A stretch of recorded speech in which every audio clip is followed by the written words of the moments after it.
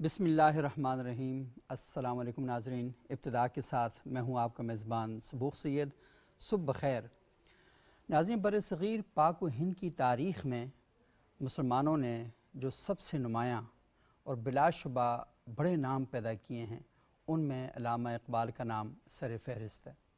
انہوں نے بر صغیر کی فضا میں ایک ایسی ہلچل پیدا کی اپنی شاعری کے ذریعے، حریت فکر کے ذریعے اور اپنے کلام کے ذریعے کہ مسلمان ان کے پیچھے چلنے پر مجبور ہو گئے، اور انہوں نے ایک ایسا معاشرہ ترتیب دینے کی کوشش کی اور ایک ایسی مملکت کا خواب دیکھا جہاں پر بر صغیر پاک و ہند کے مسلمان اکٹھے ہو کر عمل کی صورت میں قرآن اور اللہ کے رسول صلی اللہ علیہ وآلہ وسلم کی بتائی ہوئی تعلیمات پر عمل پیرا ہو سکیں۔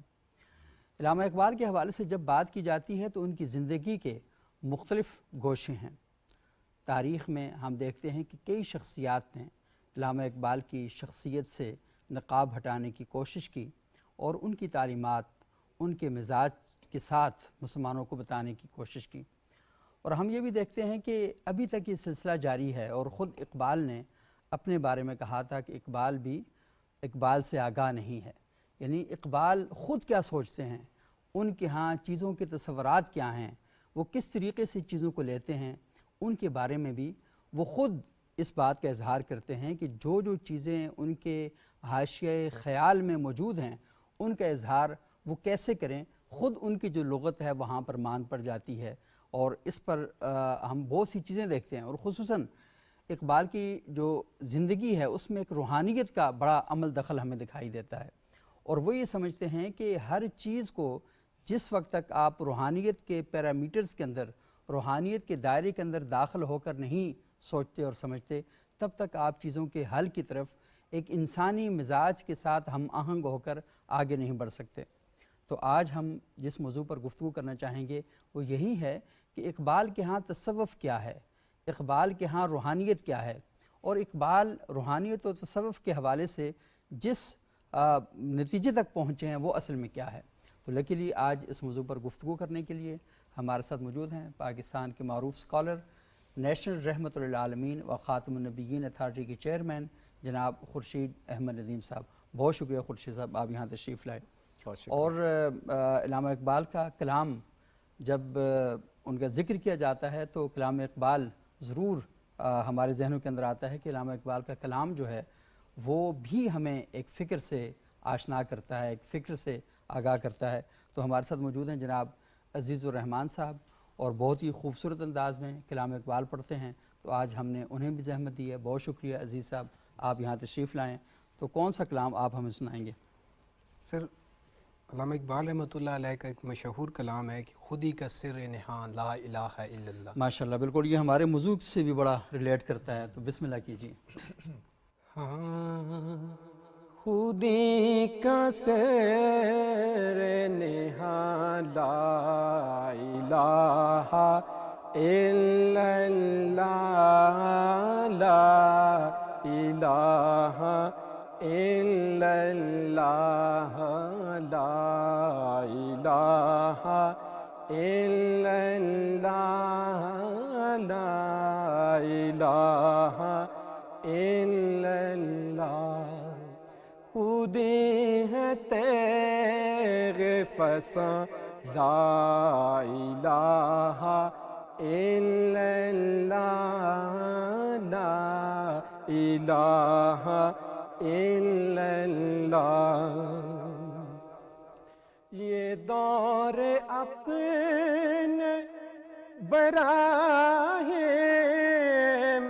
کے تلاش میں ہے، یہ دور اپنے براہم کے تلاش میں ہے،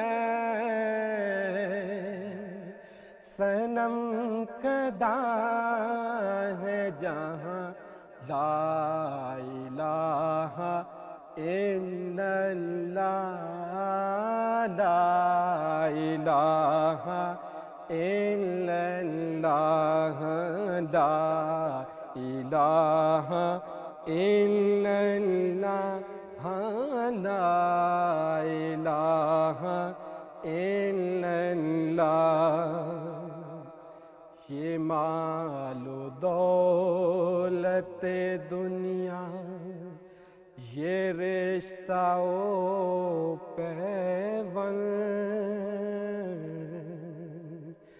یہ مال و دولت دنیا یہ رشتہ و پیوند یہ مال و دولت دنیا یہ رشتہ و پیوند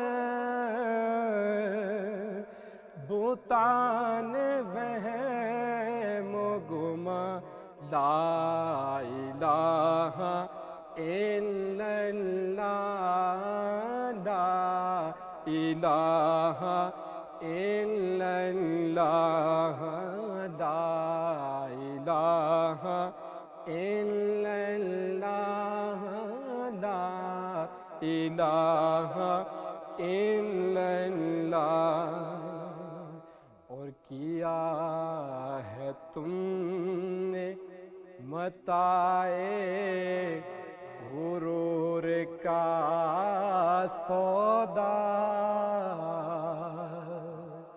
کیا ہے تم نے متاع غرور کا سودا کیا ہے تم نے متاع غرور کا سودا کیا ہے تم نے متاع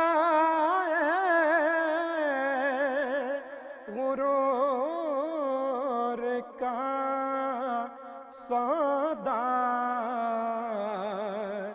فریب سود و زیاں لا الہ الا اللہ لا الہ الا اللہ لا الہ الا اللہ لا الہ الا اللہ ماشاءاللہ ماشاءاللہ، جزاک اللہ، بہت خوب عزیز الرحمان صاحب۔ یہ خورشید صاحب، یہ جو اقبال کی نظم ہے، اس کے اندر ہم دیکھتے ہیں کہ ایک ایک شعر نا بندہ تھوڑا سا ڈوبتا ہے اس میں تو لگتا ہے کہ یہ آپ ہی کے بارے میں کہا جا رہا ہے، اور جو دنیا کی بے ثباتی ہے اور جو آپ کے پاس ایک متاع غرور ہے، یعنی آپ نے اس کا سودا کر لیا اور آپ کو اتنی بڑی نعمت تھی، اتنی بڑی دولت تھی، اور آپ کو پتہ ہی نہیں تھا کہ اس کی قیمت کیا ہے۔ تو بعض اوقات ایسا ہوتا ہے نا کہ آنکھیں جب تک سلامت ہیں تو بندے کو احساس ہی نہیں ہوتا، لیکن جب آنکھیں خرید کے لگانی پڑتی ہیں نا تو پھر اس کو پتہ چلتا ہے کہ اللہ نے میرے جسم کے اندر ایک ایک چیز کروڑ کروڑ روپے کی رکھی ہوئی ہے، تو تب اس کو اندازہ ہوتا ہے کہ اس کے پاس چیز کیا ہے۔ تو ایمان اتنی بڑی دولت ہے کہ ہم نے اس کو بہت سستے داموں بیچ دیا اور ہمیں اس کی قدر و قیمت کا اندازہ نہیں تھا۔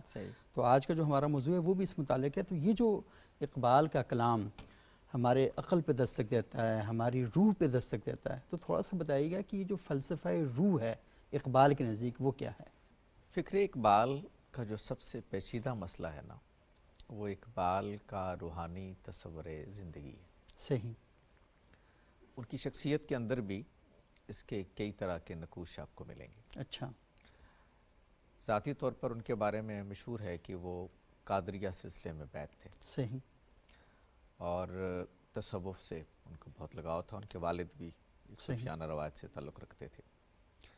پروفیسر سلیم یوسف چشتی کا کہنا یہ ہے کہ وہ وحدت الوجود کے ماننے والے تھے۔ صحیح۔ تو اس پہلو سے آپ دیکھیے تو ان کے ہاں ایک آپ کو تصور ملتا ہے کہ وہ ایک باقاعدہ روایتی صوفی ہیں جیسے ہمارے یہاں ہوتے ہیں۔ صحیح۔ لیکن ساتھ ہی جب ہم ان کے کلام کو دیکھتے ہیں، ان کی بعض نثر کی چیزوں کو دیکھتے ہیں، ان کے خطوط کو دیکھتے ہیں، تو ہمیں وہ تصوف پر شدید تنقید کرتے ہوئے بھی نظر آتے ہیں۔ صحیح۔ ہمیں یہ معلوم ہوتا ہے کہ وہ تصوف کے بارے میں کہیں یہ کہتے ہیں کہ یہ اسلام میں ایک اجنبی پودا ہے. اسلام کی سرزمین پہ وجودی تصوف کے بارے میں ان کا کہنا ہے کہ یہ اجنبی پودا ہے. ٹھیک. ہمیں یہ کہتے ہوئے نظر آتے ہیں. اور ایک جگہ انہوں نے یہ بھی کہا، لکھا کہ اگر تو تصوف سے مراد ہے اخلاص فی العمل، صحیح، تو اس میں تو کوئی ایسی چیز نہیں ہے کہ جو قابل اعتراض ہو. لیکن تصوف جب فلسفے میں جانے کی کوشش کرتا ہے اور جب ایک فلسفہ بنتا ہے تو پھر اس میں بڑے مسائل پیدا ہوتے ہیں. تو اقبال اس پہ ہمیں تنقید کرتے ہوئے بھی نظر آتے ہیں. اس لیے اقبال کے صوفیانہ خیالات، اور جس کو آپ نے کہا کہ اقبال کی روحانیت کا جو تصور ہے، اس کے بارے میں عموماً شارحین اقبال کے ہاں یا جن لوگوں نے اقبال پہ کام کیا تو ایک کوئی اتفاق رائے پیدا ہوتا ہوا ہمیں نظر نہیں آتا. صحیح. اقبال کی زندگی کے کچھ واقعات بڑے دلچسپ ہیں. صحیح. وہ ایک دو واقعات میں آپ کو سناتا ہوں جس سے آپ کو اندازہ ہوگا کہ ان کا رجحان کس طرف تھا اور وہ چیزوں کو کیسے دیکھتے تھے. ایک واقعہ ہے جس کو ان کے خادم علی بخش نے روایت کیا ہے. صحیح. اس کو سب سے پہلے مرزا محمد منور صاحب جو اقبال کے ایک بڑے شاعر ہیں، جی جی، انہوں نے علی بخش کے حوالے سے روایت کیا، اور بعد میں ڈاکٹر جاوید اقبال نے بھی روایت کیا، اور وہ یہ کہتے ہیں کہ یہ بات مجھے علی بخش نے براہ راست سنائی. صحیح. تو علی بخش سے ایک ڈاکٹر جاوید اقبال کی بھی روایت ہے اور مرزا منور صاحب کی بھی مرزا روایت. منور صاحب کی بھی. تو دونوں اقبالیات کے بڑے ثقہ راوی ہیں. علی بخش کہتا ہے ان کی روایت کے مطابق کہ ایک دن علامہ اقبال نے رات کو مجھے اپنے کمرے میں طلب کیا. صحیح. تو وہ کہتے ہیں میں جب گیا تو میں نے دیکھا کہ اقبال کے کمرے میں ایک بڑی روحانی شخصیت تشریف فرمائے. ان کے چہرے پہ بڑا نور ہے. وہ صوفے پہ بیٹھے ہیں اور اقبال نیچے کالیچے پہ قالین پر بیٹھے ہیں اور ان کے ٹانگیں داب رہے ہیں اور ان کا عزت و احترام کے ساتھ دیکھ رہے ہیں. تو کہتے ہیں میں جب داخل ہوا تو اقبال نے مجھ سے کہا کہ جاؤ باہر سے لسی لے کے آؤ. صحیح. اچھا، وہ علی بخش کہتے ہیں کہ رات آدھی بیت چکی، اور یہ علامہ اقبال اس وقت انارکلی کے قریب ان کا گھر تھا تو وہاں رہتے تھے. یہ جو جاوید منظر آباد میں بنی وہاں رہتے تھے. تو کہنے لگے کہ مجھے حیرت ہوئی علی بخش کے مطابق کہ اس رات گئے کون سی لسی اور کہاں سے مل سکتا ہے. کہتے ہیں چونکہ اقبال نے کہا تو میں برتن لے کے باہر چلا گیا. کہتے ہیں جیسے میں گھر کے دروازے سے باہر نکلا تو میں نے دیکھا کہ سامنے ایک دہی لسی کی دکان ہے اور وہاں بھی ایک بزرگ بیٹھے ہوئے ہیں اور لسی بیچ رہے ہیں. تو کہتے ہیں میں ان کے پاس گیا اور میں نے ان سے کہا کہ لسی چاہیے. تو انہوں نے دی مجھے لسی، میں نے برتن میں دی، اور اس کے بعد وہ کہنے لگے، میں نے کہا علی بخش کہتے ہیں میں نے ان کو کچھ پیسے دینے کی کوشش کی تو ان کا نہیں پیسے رہنے دو، اقبال سے ہمارا حساب چلتا ہے. صحیح. کہتے ہیں وہ لسی لے کے میں آیا واپس تو اقبال نے گلاس بھر کے ان کو مہمان کو پیش کیا. ایک گلاس پیش کیا، دوسرا گلاس پیش کیا، تیسرا پیش کیا. تو انہوں نے کہا مہمان نے اقبال سے کہ آپ پیجیے. تو اس کے بعد وہ کہتے ہیں علی بخش کہ مجھے اقبال نے کہا کہ جاؤ تم جا کے اب سو جاؤ. کہتے میں آ گیا کمرے میں تو کچھ وقت بعد پھر مجھے بلایا اور مجھے کہا کہ مہمان کو باہر چھوڑ کے آؤ. کہتے میں نے ان کو لیا اور باہر آیا تو جب میں باہر آیا جیسے دروازے سے باہر نکلا تو وہ مہمان غائب ہو گئے اور سب میں نے دیکھا تو کوئی دہی دودھ کی کوئی دکان نہیں تھی. تو میں بڑی حیرت ہوئی. تو کہتے ہیں میں نے اقبال سے پوچھا کہ یہ کیا ماجرا ہے، یہ کون لوگ تھے آپ کے مہمان، میں نے پہلے کبھی نہیں دیکھے آپ کے یہاں آتے ہوئے.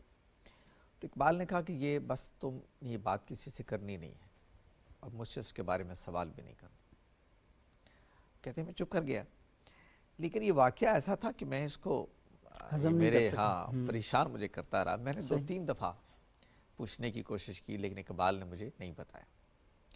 کہتے ہیں کہ پھر ایک دفعہ انہوں نے مجھے بتایا اور کہا کہ دیکھو یہ کسی سے تم نے ذکر نہیں کرنا. تو علی بخش نے غالباً ان کی زندگی میں کسی سے ذکر نہیں کیا، بعد میں روایت کیا.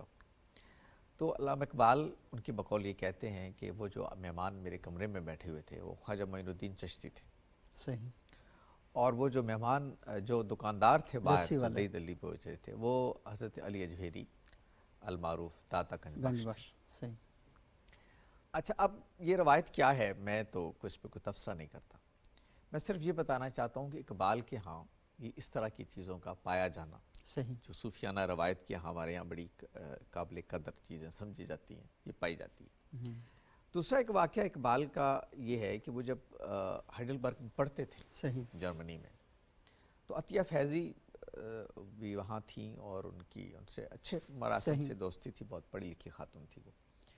تو وہاں اسٹوڈنٹس نے، آپ کو معلوم ہے نا کہ وہ جرمنی سے اقبال نے پی ایچ ڈی کیا، وہاں وہ پڑھتے رہے.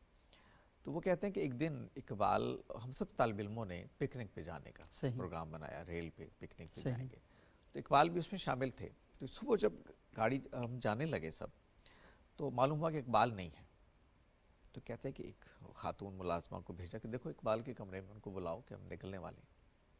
تھوڑی دیر بعد وہ آئی بڑی پریشانی کے عالم میں، اور اس نے کہا کہ ان کو تو کچھ ہو گیا ہے اور پتہ نہیں وہ کیا ہو گیا، ہمیں تو نہیں پتا، لیکن وہ تو بات بھی نہیں کر رہے. وہ کہتے ہیں ہم سب بھاگے ان کی کمرے کی طرف، اقبال کو دیکھیں کیا ہے. تو کہتے ہیں جب وہاں گئے تو اقبال کمرے میں، ان کے سامنے کچھ کتابیں کھلی ہیں اور وہ خلا میں ایسے ہی دیکھ رہے ہیں اور پریشان ہیں. اور کہتے ہیں ہمیں آواز دی تو کچھ انہوں نے سنا نہیں، اور کچھ پھر کہتے ہیں کہ پھر ان کو دوبارہ ہم نے جا کے جھنجھوڑا تھوڑا سا، تو وہ پھر گویا سے جیسے آدمی نا ہوش میں آتا. تو انہوں نے کہا کہ میں رات دیر تک پڑھتا رہا، بیٹھا رہا، غور کرتا رہا. تو مجھے اچانک یہ محسوس ہوا کہ میرا شعور میرے وجود سے الگ ہو گیا. میرا شعور میرے اس جسمانی پیرہن سے کہیں نکل گیا، اور میں اب کھویا ہوا تھا اس کے انتظار میں، اس کی تلاش میں کہ کیا ہو گیا. تو آپ نے جھنجھوڑا تو مجھے لگا کہ جیسے وہ واپس میرے جسم میں آ گیا. واقعات کچھ اور بھی میں آپ کو سنا سکتا ہوں، لیکن ایک طرف یہ صورتحال اقبال کے ہاں ملتی ہے کہ ایسے واقعات جو ہم روایتی تصوف کے ہاں دیکھتے ہیں، لوگ بیان کرتے ہیں، کرامات اور اس طرح کے مافوق فطرت قسم کے واقعات. لیکن دوسری طرف جیسے میں آپ سے عرض کیا کہ وہ ہمیں صوفی روایات پر بہت تنقید کرتے بھی نظر آتے ہیں. ایسا ہی بالکل. میں نے آپ کو تھوڑی دیر پہلے ذکر کیا کہ جیسے انہوں نے یہ بات کہی کہ یہ جو وجودی تصوف ہے یہ اسلام کی سرزمین پر ایک اجنبی پودا ہے. صحیح. یہ ایک معمولی بات نہیں ہے، یعنی ان کا کہنا یہ ہے کہ اسلام کے لیے ایک اجنبی چیز ہے، اور پھر بطور فکر و فلسفہ اس کو قبول بھی نہیں کرتے. اس کے بارے میں ان کی جو شاعری ہے اس کے اندر آپ کو معلوم ہے کہ اس پہ کتنا نقد ہے اس کے بارے میں. پھر حافظ کے بارے میں ان کی رائے بڑی سخت تھی. خواجہ حسن نظامی کے ساتھ تو بہت اس پہ ایک طرح سے ان کی لڑائی بھی گویا ہوئی. تو اقبال کے ہاں یہ پہلو بھی ایک ہے جو ان کے فلسفے سے ہٹ کے ایک صوفیانہ روایت کے اندر ہے. لیکن ایک اور پہلو سے جب ہم دیکھتے ہیں اقبال کو تو وہ خالصتاً روحانی اعتبار سے، میں اب روحانیت کو یہاں تصوف کے روایت سے ہٹ کے دیکھ رہا ہوں. صحیح. ٹھیک ہے. ایک یوں کہ یہ کہ ایک میٹافزیکل مابعد طبیعیاتی نقطہ نظر کے طور پہ دیکھ رہا ہوں. صحیح. اس میں اقبال یہ کہتے ہیں بنیادی طور پر اقبال کے ہاں انسانوں کے 3 بڑے مسائل ہیں. صحیح. سب سے بڑا مسئلہ یہ عالم انسانیت کا سب سے بڑا مسئلہ یہ ہے کہ اس کائنات کی کوئی روحانی تعبیر ہونی چاہیے. صحیح. بالکل. مادی تعبیر تو ہم سب کرتے ہیں، یہ کائنات ہے، یہ ہمارے سامنے ہے، یہ شب و روز ہیں، یہ موسموں کی تبدیلیاں ہیں، یہ جنات ہیں، یہ انسان ہیں، یہ نباتات ہیں، یہ کائنات ہے، چاند ستارے سب ہمارے سامنے اس کے مظاہر پڑے ہوئے ہیں. ایک مادی دنیا ہے جس کو فزکس جو ہے وہ ایکسپلور کرتی ہے، ڈسکور کرتی ہے. لیکن وہ کہتے ہیں کہ نہیں، یہ ساری کائنات جو ہے یہ متقاضی ہے کہ اس کی کوئی روحانی تعبیر ہونی چاہیے. صحیح. تو وہ روحانی تعبیر پہ وہ کیسے کرتے ہیں اس پہ آگے چل کے ہم بات کر سکتے ہیں کہ انہوں نے اپنے خطبات میں بھی اس پہ بات کی. اس میں سب سے پہلے اسی پر بات کرتے ہیں کہ کائنات. لیکن میں کہنا یہ چاہ رہا ہوں کہ اقبال کے ہاں یہ 3-4 لیئرز میں چیزیں ہیں. ایک ذاتی تجربات کی سطح پہ وہ ہمیں تصوف کی روایت سے جڑے ہوئے معلوم ہوتے ہیں. فلسفیانہ پہلو سے ہم دیکھتے ہیں تو تصوف پہ نقد کرتے ہوئے بھی نظر آتے ہیں. اور تیسری طرف وہ ہمیں بطور ایک فلسفی کے اس کائنات کی روحانی تعبیر کی تلاش میں بھی نظر آتے ہیں. اچھا خورشید صاحب، یہ بات تو آپ کی بالکل درست ہے. اور دوسرا ہم ایک اور چیز بھی دیکھتے ہیں کہ اقبال کے ہاں جو تصوف پہ نقد ہے تو میرا خیال ہے کہ وہ بے عملی پہ زیادہ فوکس کرتے ہیں. جیسے وہ پیر کے بارے میں کہتے ہیں گھر پیر کے گھی کے چراغوں سے ہے روشن، اور ہم کو میسر نہیں مٹی کا دیا بھی. اور پھر دوسرا وہ جہاں پہ ذکر کرتے ہیں نا کہ اٹھا میں مدرسہ و خانقاہ سے نمناک، وہ تو نہ زندگی نہ محبت نہ معرفت نہ نگاہ. بالکل ہاں. تو میرا خیال یہ ہے کہ وہ زیادہ جو ان کا نقد ہے وہ اس بے عملی پر ہے، اور ان کا جو اپنا تھیسس بھی تھا، جو تحقیق بھی تھی، اس کا بھی نتیجہ وہ یہی نکالتے ہیں کہ جو مروجہ تصوف ہے اس نے مسلمانوں کے اندر بے عملی کو زیادہ فروغ دیا. یعنی وہ شاید وہ یہ کہہ رہے ہیں کہ فلسفیانہ طور پر جب وہاں پر گئے تو ان بحثوں میں تو بہت زیادہ آگے بڑھ گئے، لیکن جو عمل کی دنیا تھی وہ ساری خالی ہو گئی. تو وہ جو بار بار ذکر بھی کرتے ہیں نا، وہ جس میں وہ یہ بات بھی کرتے ہیں کہ گلا تو گھونٹ دیا اہل مدرسہ نے تیرا، کہاں سے نکلے گی، کہاں سے آئے گی صدا لا الہ الا اللہ. تو وہ تو اصل میں میرا خیال یہ تنقید ان کی دونوں چیزیں ہیں. صحیح. جیسے میں نے عرض کیا نا کہ اقبال تصوف کے فلسفیانہ پہلو پر بھی نقد کرتے صحیح. ہیں. یہ بات کہ خانقاہی روایت یا وہ ہمارے ہاں جو ایک روحانیت کے نام پر جو ٹریڈیشن ڈیولپ ہوئی اس کے اندر بھی عملی ہے. وہ مسیحوں کی طرح ایک رہبانیت کی طرف آپ جا رہے ہیں، دنیا سے کٹے ہوئے ہیں. بلکہ انہوں نے اپنے خطبات میں جو ان کا پہلا خطبہ ہے وہ اصل میں ہے ہی اس پہ کہ جو مذہبی تجربہ ہے انسان وہ کیا ہے، اور جو علوم کی روایت ہے جس کو ہم علم بالحواس کہتے ہیں، جس کے اوپر سائنٹیفک ساری وہ تحقیق کا دار و مدار ہے. تو اقبال نے اس میں بھی ذکر کیا. اس میں انہوں نے عبدالقدوس گنگوہی بڑے صوفی ہیں ان کے حوالے سے ایک تجربے کا بیان کیا. اس میں کہتے ہیں کہ عبدالقدوس گنگوہی نے یہ بات کہی کہ نبی صلی اللہ علیہ وسلم معراج پر تشریف لے گئے تو آپ واپس آ گئے. اگر میں جاتا تو میں کبھی واپس نہ آتا. عبدالقدوس گنگوہی صاحب یہ کہتے ہیں. اچھا، اقبال اس سے جو چیز میں نتیجہ نکالنا چاہتے ہیں وہ یہ نتیجہ نکالتے ہیں کہ ایک صوفی کی جو منتہائے کمال ہے وہ ہے خدا سے مل جانا. یعنی آپ واضح الوجود بھی کیا ہے بنیاد پر کہ آپ قطرہ اور سمندر کا تعلق ہے، اور قطرہ جو ہے وہ وصال چاہتا ہے، سمندر میں مل جانا چاہتا ہے. تو صوفی کا منتہائے کمال اس کے تجربے کا حاصل یہ ہے کہ وہ سمندر میں قطرہ جا کے مل جائے، وصال ہو جائے اس کا، اور وہ اس وحدت اس اکائی میں سے جڑ جائے جس سے وہ ٹوٹا ہوا تھا. لیکن پیغمبرانہ معاملہ یہ نہیں ہے. پیغمبر تو انسانیت کی فلاح و بہبود کے لیے آتا ہے. وہ خدا سے اپنا رشتہ جوڑتا ہے، لیکن اس لیے جوڑتا ہے کہ انسانوں کی فلاح و بہبود کے لیے وہ کام کرے. وہ انسانوں کے درمیان رہنا چاہتا ہے. تو پیغمبر کا معراج کیا ہے کہ وہ خدا کے ہاں گئے لیکن بندوں کی طرف لوٹ آئے، کیونکہ ان بندوں کی ہدایت، ان بندوں کی آخرت کی فکر ہے پیغمبر کو. تو پیغمبر انسانوں کے لیے جیتا، صوفی اپنی ذات کے لیے جیتا ہے اس پہلو سے کہ وہ وہاں تک خدا تک پہنچتا ہے، اور پیغمبر پوری انسانیت کو دویا خدا تک لے جانا چاہتا ہے. صحیح. تو یہ جو پہلو ہے نا، یعنی تصوف کے اندر آپ جو ذکر اذکار جو ریاضتیں کرتے ہیں وہ اصل میں بڑی حد تک ایک وجود یا سینٹرلائزڈ ہو جاتی ہیں. صحیح. اور صوفی اپنے لوگوں کو جو اس سے متعلق ہوتے ہیں، اس کے حلقہ ادارت میں ہوتے ہیں، ان کو بھی لے جانا چاہتا ہے وہاں. صحیح. پیغمبر کا جو تجربہ ہے وہ یہ ہے کہ انسانیت کی فلاح کے لیے وہ کام کرنا چاہتا ہے. تو یہاں اقبال کے ہاں وہ جو آپ جیسے توجہ دلا رہے ہیں کہ اس کا وہ پہلو کہ وہ آپ سوسائٹی سے جڑے ہوئے ہیں، لوگوں کی فلاح و بہبود آپ کے پیش نظر ہے، آپ اپنے انسانوں کی خیر چاہتے ہیں. تو اس پہلو سے اگر دیکھیں تو اقبال کے ہاں روحانیت جو ہے وہ اصل میں خدمت اور بہبود سے کٹی ہوئی چیز نہیں ہے. کٹی ہوئی چیز نہیں، یعنی وہ اللہ سے ہدایت لے کر معاشرے کے اندر جا کر ایک ایکشن کی صورت میں چلتے ہیں. اور وہ ایک اور بھی اعتراض کرتے ہیں کہ میں کھٹکتا ہوں دل یزداں میں کانٹے کی طرح، اور تو فقط اللہ اللہ. ہاں، وہ جبریل کے مقابلے میں گویا اس کو ابلیس کا مقدمہ جب پیش کرتے ہیں تو اس میں یہ بات وہ یہ ہے کہ وہ مطلب اس میں ایک پہلو یہ بھی ہے نا کہ سوسائٹی میں کچھ لوگوں نے صرف ذکر کو ہی اپنا مقصود بنا لیا، لیکن ذکر سے آگے جو فکر کا حلقہ ہے ہاں تو وہاں پر ہمیں دکھائی نہیں. ذکر کہاں لے جاتا ہے؟ آپ کو خدا سے ملا دیتا ہے اس روایت کے اندر. اس روایت کے اندر تو آپ کا منتہا کمال یہ ہو گیا.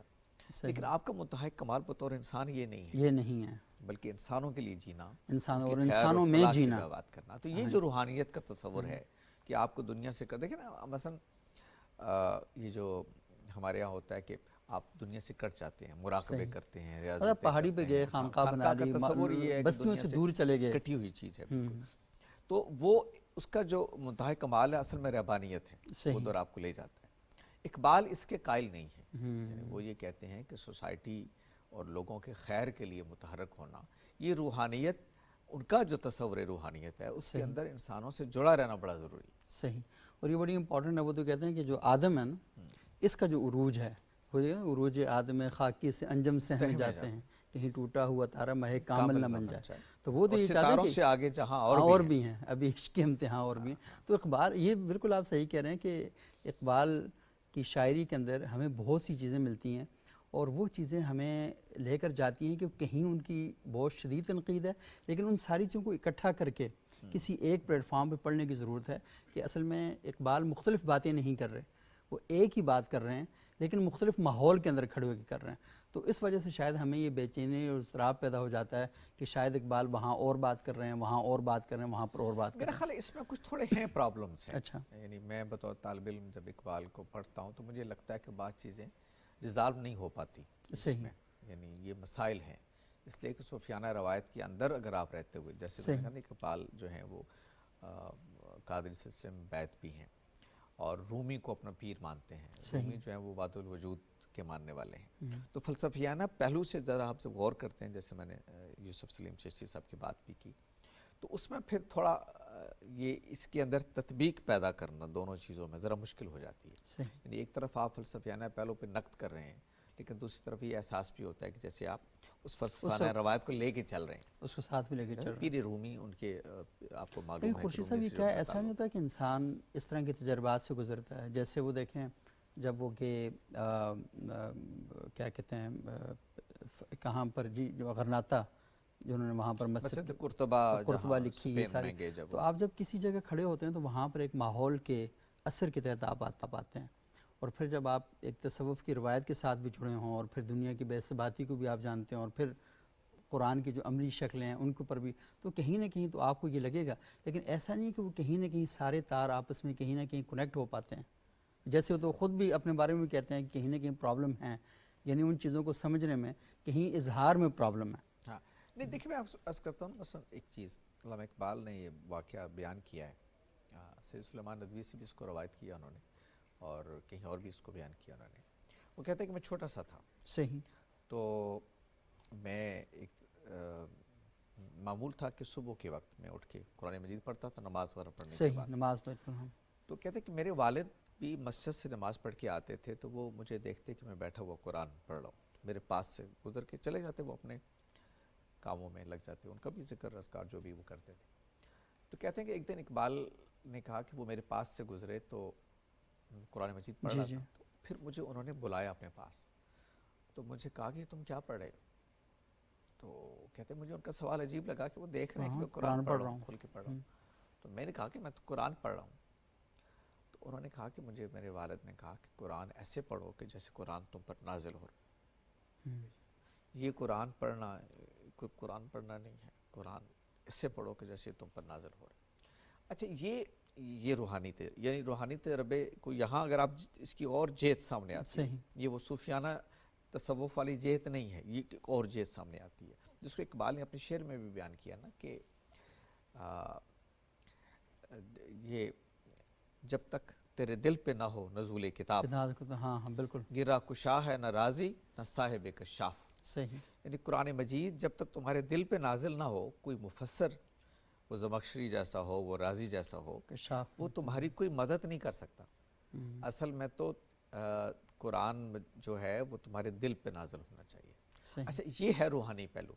یعنی آپ جب قرآن مجید پڑھ رہے ہیں تو آپ ایک تجربے سے گزر رہے ہیں کہ میں خدا کی کتاب میرے سامنے ہے، یہ کوئی عام چیز نہیں ہے جو میں پڑھ رہا ہوں. یہ جو انوائرمنٹ پیدا ہوتی ہے کہ قرآن پڑھتے ہوئے یہ احساس ہونا کہ میں خدا کی کتاب پڑھ رہا ہوں، کوئی عام چیز نہیں، خدا مجھ سے کلام کر رہا ہے، مجھ سے بات کر رہا ہے، ہاں ان کی بات سن رہا ہوں اللہ تعالیٰ کی، تو اس پہ ایک کیفیت طاری ہونی چاہیے. صحیح. اچھا یہ تو مطلوب ہے دین کے اندر. صحیح. یعنی تو عام مسلمان جو بھی ہے وہ اس کو قرآن مجید ظاہر ہدی للناس، صحیح، ہدی للمتقین، تو متقیوں کے لیے ہدایت کے باعث ہے، انسانوں کے لیے ہدایت کا باعث ہے. تو اس کا ریلیشن شپ قرآن مجید کے ساتھ اس طرح جڑا ہوا ہونا چاہیے. صحیح. اب یہ بات جو اقبال کر یہ بالکل صحیح ہے، اس لیے کہ رومی رازی یا کوئی مفسر جو ہے وہ علمی عقدے تو کھول دے گا آپ پر، صرف و ناو کا کوئی مسئلہ ہے تو وہ جملے کو کھول کے بتا دے گا آپ کو، کوئی بات فکر و فلسفے کی ہے تو وہ آپ کو کھول کے بتا دے گا. لیکن قرآن ہدایت کے پہلو سے جب آپ سے متعلق ہوتا ہے آپ کے دل کے ساتھ، تو وہ آپ کو کوئی مددگار نہیں ہو سکتا جب تک آپ خود اس کیفیت سے نہ گزریں کہ اللہ کی کتاب آپ پر نازل ہو رہی ہے. اللہ کی کتاب نازل ہو رہی ہے اور آپ کو بتا رہی ہے کہ آپ جس ماحول میں کھڑے ہیں، جس ماحول میں بیٹھے ہیں، تو وہ ماحول قرآن کی آیات پڑھتے جاتے ہیں اور اس ماحول کے مطابق اپنے آپ کو دیکھتے جاتے ہیں کہ کہاں پر میرا ماحول خراب ہے اور قرآن مجھے کیا تعلیمات دے رہا ہے کہ اپنے ماحول کو بہتر بنایا جائے. ناظرین یہاں پر لیتے ہیں ایک مختصر سا وقفے کے بعد دوبارہ آپ کی خدمت میں حاضر ہوتے ہیں اور سلسلہ کلام کو آگے بڑھاتے ہیں.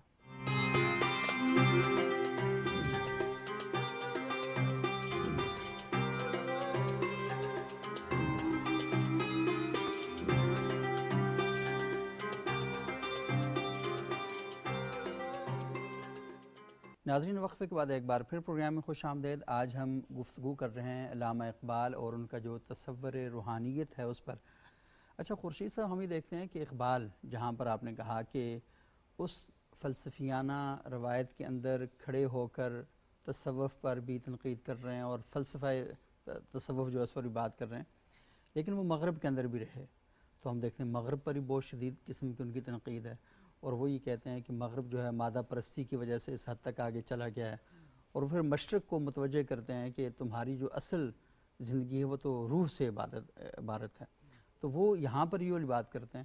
تو یہ جو تھوڑا سا، کیونکہ تنقید تو ان کی ہر جگہ پر موجود ہے، اور وہ یہ کہتے ہیں نا کہ ان کو میرا آپ حضرات سے ہم نے سنا ہے کہ اقبال کو اگر سمجھنا ہے تو شاعری سے کم ان کی نثر سے زیادہ سمجھا جائے، تو یہ جو ایشو ہے کہ تنقید ان کی ہر طبقے کے اوپر موجود ہے۔ دیکھیے اقبال جو ہیں وہ ان کی اصل حیثیت ایک مصلح کی ہے، صحیح، ریفارمر ہیں وہ۔ صحیح، ریفارمر وہ ہوتا ہے کہ جو پہلے سے موجود کسی چیز کی اصلاح کرتا ہے۔ صحیح، کوئی موجد ہوتا ہے جو کوئی چیز ایجاد کرتا ہے، صحیح، پہلے موجود نہیں ہوتی وہ اس کو بنا دیتا صحیح، ہے۔ مصلح وہ ہے کہ جو پہلے سے موجود کسی چیز میں اصلاح لے آتا ہے۔ صحیح، تو اقبال جو ہیں وہ روایت کے منکر نہیں تھے، روایت میں کھڑے تھے، روایت کو قبول کرتے تھے۔ صرف ان کا خیال یہ تھا کہ یہ جو دو بڑی ٹریڈیشن ہے ہماری ہاں، ایک مدرسہ اور ایک خانقاہ، صحیح، یہ دونوں وقت کے ساتھ ساتھ اپنے اصل مقصد سے ہٹتی چلی جا رہی ہیں۔ صحیح، یعنی خانقاہ اس لیے تھی کہ وہ لوگوں کی اخلاقی اور روحانی تربیت کرے، تزکیہ کرے، صحیح، تزکیہ نفس جس کو ہم کہتے ہیں۔ مدرسہ اس لیے تھا کہ ہم علم کی دنیا میں آگے بڑھیں۔ ٹھیک، تو وقت گزرنے کے ساتھ ساتھ یہ ہوا کہ مدرسے کی تعلیم بھی ہمیں اس قابل اس نے نہیں چھوڑا کہ ہم دنیا کی تسخیر کا کوئی کام کر سکیں، ستاروں سے آگے جہاں اور بھی ہیں۔ تو وہ جو تلاش کا عمل ہے وہ تسخیر کائنات کے بغیر تو نہیں ہو سکتا۔ تو مدرسہ جو جوانوں سے ہے ستاروں پہ جو ڈالتے ہیں کمال، تو وہ کام تو مدرسہ نہیں کر رہا۔ مدرسے سے مراد ہے ماڈرن ایجوکیشن، جو بھی علم کی جو روایت ہے ہماری۔ صحیح، دوسری طرف خانقاہ ہے۔ خانقاہ کے بارے میں انہوں نے کہا کہ زاغوں کے تصرف میں ہیں عقابوں کے نشے میں۔ صحیح، یعنی کس طرح کے لوگ تھے جنہوں نے ان اداروں کو بنایا، اور کس طرح کے لوگ آج آ کے یہاں میراث میں آئی ہے نے مسند ارشاد۔ تو وہ بیٹھ کے آپ دیکھ رہے ہیں، آپ یہ نہیں، وہ اقبال کے دور کی جو کچھ چیزیں تھیں وہ آج بھی اسی طرح سے موجود ہیں۔ صحیح، خانقاہ کو دیکھ لیں تو وہ کیا ہے، باپ کے بعد بیٹا بیٹھا ہے، بیٹے کے بعد بیٹا بیٹھا ہے۔ اچھا یہ خانقاہ کی روایت میں تو نہیں تھا۔ خانقاہ میں تو آپ وہ تزکیے کی روایت کو جو لے کے بہتر چل سکتا ہے وہ اس کو لے کے چلے۔ اس کو موروثی نظام تو تھا نہیں، لیکن کیا ہوا کہ یہ ایک موروثی نظام میں تبدیل ہو گیا۔ اس کی وجہ یہ ہے کہ اس کے ساتھ لوگوں کے مادی فوائد، مادی چیزیں مفادات وابستہ ہو گئے۔ اب اس میں جو خانقاہ کا اصل کام تھا وہ نہیں ہو پایا۔ تو اقبال اس لیے ان اداروں کے بارے میں، جیسے انہوں نے کہا اٹھا میں مدرسہ و خانقاہ سے نمناک، اب وہ مدرسے اور خانقاہ دونوں سے وہ بیزار ہیں۔ صحیح، وہ جو اقبال نے وہ جو کہا نا کہ میں بیزار ہوں مرمر کی سلوں سے، میں ناخوش و بیزار ہوں مرمر کی سلوں سے، میرے لیے مٹی کا حرم اور بنا دو۔ تو یہ جو کچھ ہو گیا، حرم بھی بڑا بن گیا، بڑی دیواریں، بڑی خوبصورت بلڈنگیں، لیکن میری جو سجود جو تھی اصل میں وہ تو اس کے اندر موجود سپیرٹ ہے، اس کی روح ہے۔ حرم کیا ہے میرے لیے؟ خدا کا گھر ہے یہ اس زمین کے اوپر۔ اچھا اب وہ میں اس کی بڑی عالیشان بلڈنگ بنا دوں، لیکن وہ خدا کی تلاش کے لیے میں جہاں آتا ہوں وہ اگر احساس میرے ساتھ وہاں نہیں، مجھے وہ کیفیت طاری نہیں ہوتی، تو مجھے پھر یہ حرم نہیں چاہیے۔ مجھے آپ مٹی کا بنا کے دیتے ہیں، لیکن اس کے اندر خدا سے میں بات کر سکوں، خدا سے اپنا تعلق استوار کر سکوں۔ تو یہ چیزیں وہ ہیں جو اقبال ایک مصلح کے طور پر ان کی اصلاح کرنا چاہتے ہیں۔ اور یہ بھی کہتے ہیں نا کہ آپ حرم سے آتے ہیں، حج کر کے آتے ہیں، عمرہ کر کے آتے ہیں، تو واپسی پر کھجوریں اور زمزم لے کر آتے ہیں۔ اور اس کے علاوہ کچھ نہیں۔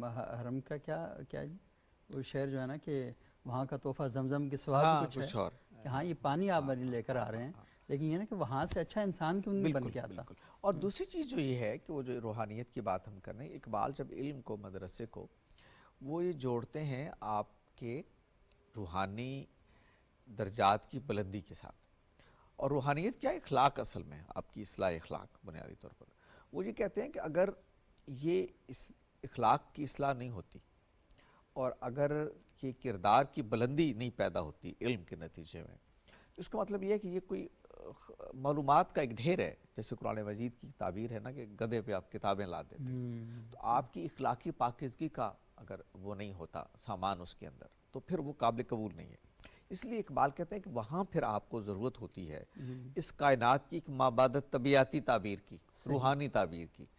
وہ جو مشہور اقبال کی غزل ہے نا جو گائی بہت سارے لوگوں نے اور اچھی گائی بہت، کہ خرد کے پاس خبر کے سوا کچھ اور نہیں، کچھ اور نہیں، تیرا علاج نظر کے سوا کچھ اور نہیں۔ خرد عقل، تم جو عقل سے سیکھ رہے ہو، جو علم حاصل کر رہے ہو، یہ کیا ہے؟ یہ معلومات ہیں جو تم نے حاصل کر لی۔ آپ کسی سے پوچھ لیں، میں یہ کائنات، یہ نظام شمسی اتنے سیاروں سارا پر بتا دے گا مشتمل ہے، کیا ہے، وہ آپ کو معلومات دے دے گا، یہ گلیکسیز اتنی ہوتی ہیں، یہ فلاں ہے، یہ فلاں ہے۔ وہ کہتے ہیں یہ خبر ہے، لیکن تمہارا مسئلہ اس سے آگے کا ہے، آگے کا ہے، تمہیں تو نظر کی ضرورت ہے۔ نظر ان کے ہاں تعبیر ہے گویا مابعد طبیعتی پہلو سے، زندگی روحانی پہلو سے، کہ علم اگر روحانی پہلو سے الگ ہے، اگر اس کے نتیجے میں تمہارے اخلاق میں بہتری پیدا نہیں ہوتی، اگر تمہارے کردار سنورتا نہیں ہے، صحیح، اور اس کو وہ جوڑتے ہیں ہمیشہ رسالت مآب صلی اللہ علیہ وسلم کے ساتھ۔ یعنی اقبال کے ہاں یہ ہے کہ اس کا جو منتہائی کمال ہے وہ ہے نبی صلی اللہ علیہ وسلم کی ذات۔ صحیح، تو جو علم ادھر سے جڑے گا اس کے اندر خبر بھی ہوگی اور نظر بھی ہوگی۔ واہ، تو ہمیں تو وہ علم چاہیے۔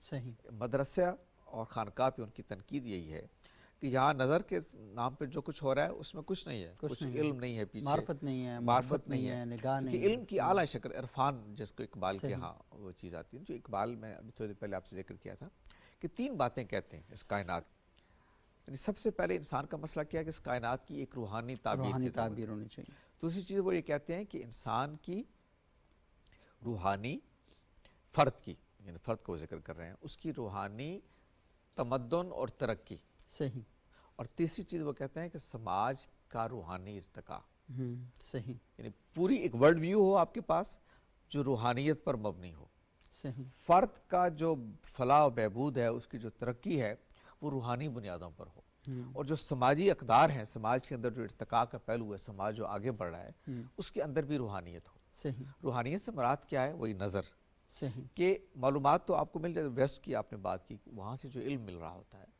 وہ جو اقبال نے جو کہا نا کہ خیرہ نہ کر سکا مجھ کو دانش فرنگ، سرما ہے میری آنکھ کا خاک مدینہ و نجف۔ نجف، صحیح، تو یہ مدینہ اور نجف کیا ہیں؟ یہ اصل میں روحانی مراکز کی طرف تعبیر ہے، اس کی تلمیح ہے، خاص ہے ترکیب میں قوم رسول ہاشمی۔ ہاں، تو وہ کہتے ہیں کہ میں فرنگ سے میں نے سیکھا بہت کچھ، اور میں اس کی وہ قدر بھی کرتے ہیں، اس کی تعریف بھی کرتے ہیں جو کچھ سیکھا، لیکن وہ کہتے ہیں کہ میں اس سے کیوں متاثر نہیں ہوا۔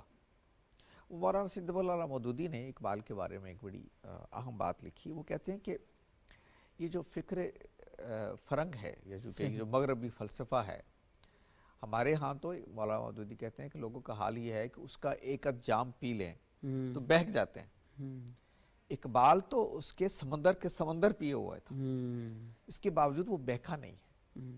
یعنی آپ کو پتہ ہے انگلینڈ میں، کیمبرج میں کیا اور جرمنی میں کیا اقبال نے اس روایت کو سیکھا ہوا تھا، لیکن وہ اس کے باوجود کیا کہہ رہے ہیں کہ وہ اس جلوہ فرنگ جو ہے وہ مجھے خیرہ نہیں کر سکا میری نگاہوں کو، اس کی وجہ ہے کہ میری آنکھوں میں سرما ہے، میری مدینہ اور نجف کا۔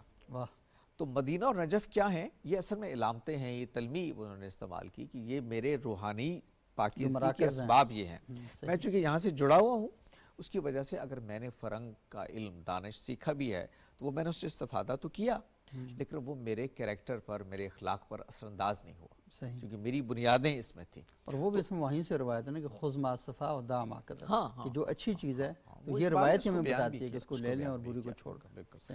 تو میں یہ عرض کر رہا ہوں کہ اقبال کی روحانیت یہ ہے کہ آپ علم بھی حاصل کرتے ہیں، آپ دنیا کو تسخیر بھی کرتے ہیں، جیسے ابھی ہم ان کے اشعار کو دہرا رہے ہیں کہ کیسے، اور بلکہ وہ اس میں جو اصول حرکت ہے اس کو وہ بیان کرتے ہیں کہ یہ کائنات ناتمام ہے شاید آ رہی ہے دما دم صدا کن فیکون، کہ یہ جیسے کہ ایکسپینڈ ہو رہی ہے، یہ سائنسی فلسفہ ہے، یہ کائنات ایکسپینڈ ہو رہی ہے، لیکن اقبال کیا کر رہے ہیں؟ اس کو کن فیکون سے جوڑ رہے ہیں، یعنی یہ ایکسپینڈ تو ہو رہی ہے لیکن اس کے پیچھے کوئی کریٹر ہے، جو راز ہے وہ ہاں کن کا اس کا کوئی، اس کو کوئی بنانے والا ہے۔ صحیح۔ روحانیت کیا ہے؟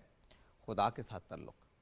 کائنات کی روحانی تعبیر کیا ہے؟ اگر میں سادہ لفظوں میں بیان کروں کہ اس کو ایک خدا کے ڈیزائن کے مطابق سمجھنا۔ صحیح۔ کائنات کی روحانی تعبیر کا مطلب یہ ہے کہ اس کو اللہ تعالیٰ کی وہ جو الہی اسکیم ہے سکیم اللہ اس کی، کی روشنی میں اس کائنات کو دیکھنا، یہ ہے کائنات کی روحانی اور تعبیر۔ اسی کے اندر کامیابی بھی ہے یہاں پر بھی اور اس کے بعد جو دنیا اس کے اندر بھی۔ بہت بہت شکریہ خورشید صاحب، بہت ہی اہم گفتگو ہوئی، اور میرا خیال یہ ہے کہ یہ گفتگو شاید تھوڑی سی خشک ضرور ہے، لیکن یہ کہ چیزوں کو سمجھنے کے لیے سنجیدگی کے ساتھ اس طرح کے بحث مباحثے ہونا بہت زیادہ ضروری ہیں۔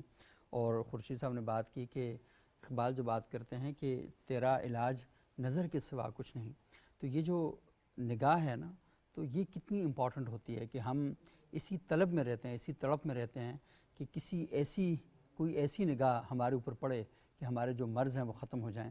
اور اقبال اس کا ایک اور علاج وہ دیتے ہیں، وہ یہ کہتے ہیں کہ محمد سے وفا تو نے تو ہم تیرے ہیں، یہ جہاں چیز ہے کیا لوح و قلم تیرے ہیں۔ محمد رسول اللہ صلی اللہ علیہ وسلم سے جب آپ وفا کریں گے، اور وہ وفا کیا ہے؟ اتباع رسالت مآب۔ صرف یہ نہیں کہ آپ خطبے دیں، آپ محافل کا انعقاد کریں اور آپ عملی طور پر اللہ کے رسول کی ذات کے ساتھ نہ جڑے ہوں، تو پھر اس کے نتائج جو ہیں مرتب نہیں ہوں گے۔ اور جب آپ اپنے آپ کو جوڑ دیں گے اللہ کے رسول کی ذات کے ساتھ، تو اس کا نتیجہ کیا ہے کہ یہ جہاں چیز ہے کیا لوح و قلم تیرے ہیں۔ اگلے پروگرام میں دوبارہ آپ سے ملاقات ہوگی۔ بہت شکریہ، اللہ حافظ۔